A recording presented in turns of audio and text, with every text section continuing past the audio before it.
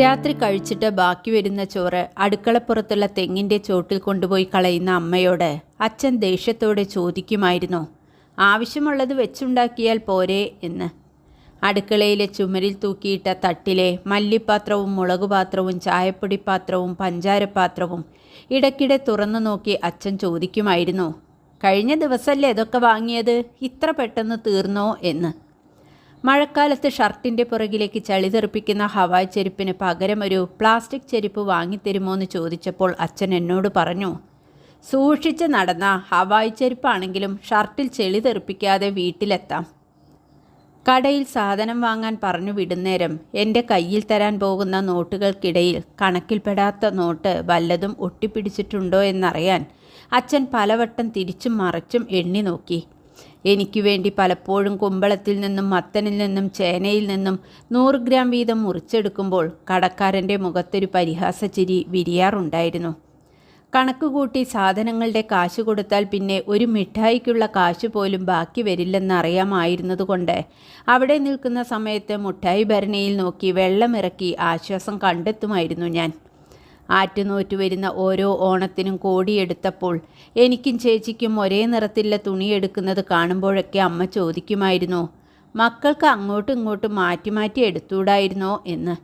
അമ്മയുടെ ആ ചോദ്യത്തിന് മാത്രം ഒരിക്കലും ഉത്തരം കിട്ടിയിരുന്നില്ല. ആദ്യമായി ജോലിക്ക് പോകുന്നേരം ഞാൻ അമ്മയുടെ കാലിൽ തൊട്ടാണ് അനുഗ്രഹം വാങ്ങിയത്. അച്ഛൻ ആ സമയം പറമ്പിലെന്തോ പണിയിലായിരുന്നു. ഒരു ദിവസം കൊലായി കിടന്ന എൻ്റെ ഷൂ അച്ഛൻ കൈകൊണ്ടെടുത്ത് തിരിച്ചും മറിച്ചും നോക്കുന്നത് കണ്ടു.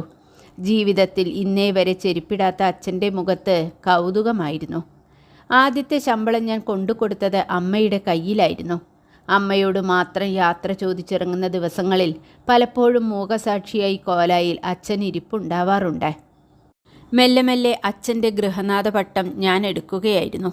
കയ്യും കണക്കുമില്ലാതെ ഞാൻ വാങ്ങിക്കൂട്ടിയ പച്ചക്കറികളും പലഹാരങ്ങളും ചീഞ്ഞും പഴകിയും അടുക്കളയിൽ കിടക്കുന്നത് പതിവായിരുന്നു.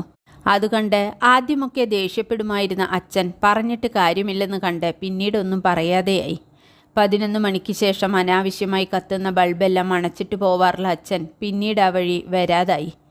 അച്ഛൻ്റെ ചിറകിൽ നിന്ന് സ്വതന്ത്രനായ ഞാൻ ശരിക്കും വീട്ടുഭരണം ആസ്വദിക്കുകയായിരുന്നു. പതിയെ പതിയെ അച്ഛൻ ആ വീട്ടിൽ തീർത്തും മൗനിയായി മാറുകയായിരുന്നു. ഒരു ദിവസം ഓഫീസിൽ നിന്ന് എന്നെ കാണാൻ വന്ന സഹപ്രവർത്തകരുടെ അരികിലേക്ക് വിയർപ്പ് മണക്കുന്ന ആ പുറംകീറിയ ഷർട്ടുമിട്ട് അച്ഛൻ പറമ്പിൽ നിന്ന് വന്ന് സംസാരിച്ചത് എൻ്റെ നിലയ്ക്കും വിലയ്ക്കും കുറച്ചിലായെന്ന് ആ മുഖത്ത് നോക്കി എനിക്ക് പറയേണ്ടി വന്നു. 2 ദിവസം കഴിഞ്ഞ് ജനവാതിലിനരികിൽ നിൽക്കുന്നേരം പറമ്പിൽ നിന്ന് അച്ഛനോടാരോ സംസാരിക്കുന്നതായി തോന്നി. പോയി നോക്കിയപ്പോൾ കണ്ടത് തൂമ്പയുമായി ഇരുന്ന് തന്നെത്താനെ സംസാരിക്കുന്നതാണ്.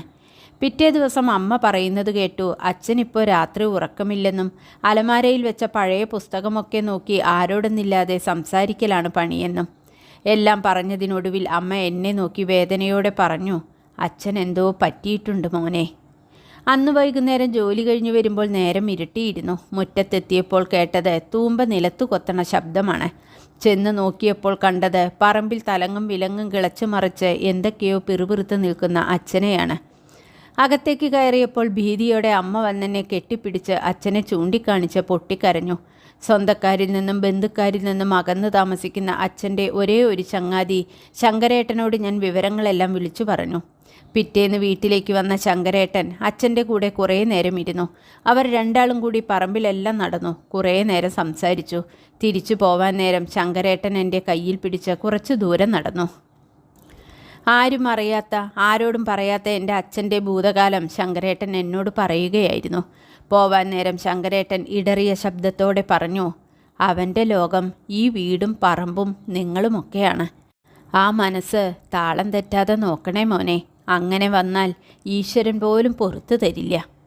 ഒന്നും പറയാനാവാതെ ശങ്കരേട്ടൻ പോകുന്നത് നോക്കി ഞാൻ നിന്നു.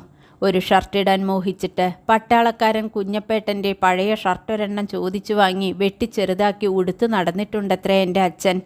വിശന്നു വയറെരിഞ്ഞ് തളരുന്നേരം ആടിന് കൊടുക്കാനെന്നും പറഞ്ഞ് അയൽ വീട്ടിൽ നിന്ന് കഞ്ഞിവെള്ളം വാങ്ങിക്കൊണ്ടുവന്ന് അത് കയ്യിട്ടിളക്കി അടിയിൽ കിടക്കുന്ന വറ്റെടുത്ത് കുടിച്ച് വിശപ്പടക്കിയിട്ടുണ്ടത്രേ എൻ്റെ അച്ഛൻ. അച്ഛനെ മനസ്സിലാക്കാൻ എനിക്കിതുവരെ കഴിയാതെ പോയല്ലോ എന്നോർത്തപ്പോൾ എൻ്റെ മനസ്സ് നീറിപ്പുകഞ്ഞു. അച്ഛനെ തിരഞ്ഞ് ഞാൻ അകത്തേക്ക് ചെന്നു. അവിടെ കണ്ടില്ല. അടുക്കളപ്പുറത്തും ഇടനാഴിയിലും നോക്കി. അവിടെയും കണ്ടില്ല. ഒടുവിൽ ഞാൻ പറമ്പിലേക്ക് നടന്നു. അവിടെ കൊത്തിക്കിളയ്ക്കുന്നുണ്ടായിരുന്നു. മെല്ലെ മെല്ലെ ഞാൻ അച്ഛൻ്റെ അരികിലേക്ക് നടന്നു. അയൽക്കാരൻ്റെ പഴയ ഷർട്ട് വെട്ടിച്ചെറുതാക്കി ഇട്ട് നടന്ന ഗതികേട് തൻ്റെ മക്കൾക്ക് വരുത്താത്ത ആ അച്ഛൻ്റെ അരികിലേക്ക് നടക്കുമ്പോൾ എൻ്റെ കണ്ണ് നിറയുന്നുണ്ടായിരുന്നു. അയൽക്കാരൻ്റെ വീട്ടിലെ കഞ്ഞിവെള്ളം കുടിച്ച് വിശപ്പടക്കിയിരുന്ന ഗതികേട് തൻ്റെ മക്കൾക്ക് വരുത്താത്ത ആ അച്ഛൻ്റെ അരികിലേക്ക് നടക്കുമ്പോൾ എൻ്റെ തല കുറ്റബോധത്താൽ താഴുന്നുണ്ടായിരുന്നു. അടുത്തെത്തി പുറകിലൂടെ അച്ഛനെ ഞാൻ ചേർത്ത് പിടിച്ചു. തിരിഞ്ഞു നിന്ന് എന്നെ നോക്കിയ അച്ഛൻ്റെ മുന്നിൽ ഞാൻ കൈകൂപ്പി നിന്ന് മാപ്പിരുന്നു. ഒന്നെന്നെ ഈ കൈകൊണ്ട് തല്ലച്ചാ എന്ന് പറഞ്ഞ് ആ വലം കൈ എടുത്ത് ഞാൻ എൻ്റെ മുഖത്ത് വെച്ചപ്പോൾ അച്ഛൻ ആ കൈ എടുത്തെൻ്റെ തലയിലൂടെ തലോടി ചോദിച്ചു, തലയിൽ എണ്ണയൊന്നും ഇടാറില്ല അല്ലേ? അതാണിങ്ങനെ മുടിയെല്ലാം പാറിപ്പറന്ന് നടക്കുന്നത്.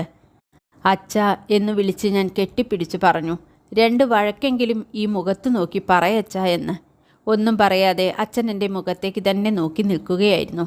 തൂമ്പ കയ്യിൽ നിന്ന് വിടിവിപ്പിച്ച് ഞാൻ ആ കൈ ചേർത്ത് പിടിച്ച് വീട്ടിലേക്ക് കൊണ്ടുപോയി. എനിക്കറിയാമായിരുന്നു ഇങ്ങനെ ചേർത്ത് നിർത്തിയാൽ എൻ്റെ അച്ഛൻ്റെ താളം തെറ്റിയ മനസ്സ് പഴയതുപോലെയാകുമെന്ന്. എനിക്കറിയാമായിരുന്നു മക്കളാൽ ഇങ്ങനെ ചേർത്ത് നിർത്തപ്പെടാൻ ഏതൊരച്ഛനും ആഗ്രഹിക്കുന്നുണ്ടാവുമെന്ന്. ഒരു കിണ്ണം കഞ്ഞിയെടുത്ത് കുമ്പിളിൽ കോരി ആ വായയിലേക്ക് വെച്ചു കൊടുക്കുന്നതിനിടയിൽ പറയുന്നുണ്ടായിരുന്നു, അച്ഛന് മതി മോനെ, വയറ് നിറഞ്ഞു എന്ന്.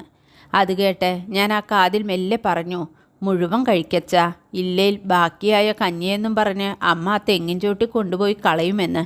അത് കേട്ട് അച്ഛൻ ഓരോ കുമ്പിളും ആവേശത്തോടെ കോരി കുടിക്കാൻ തുടങ്ങി.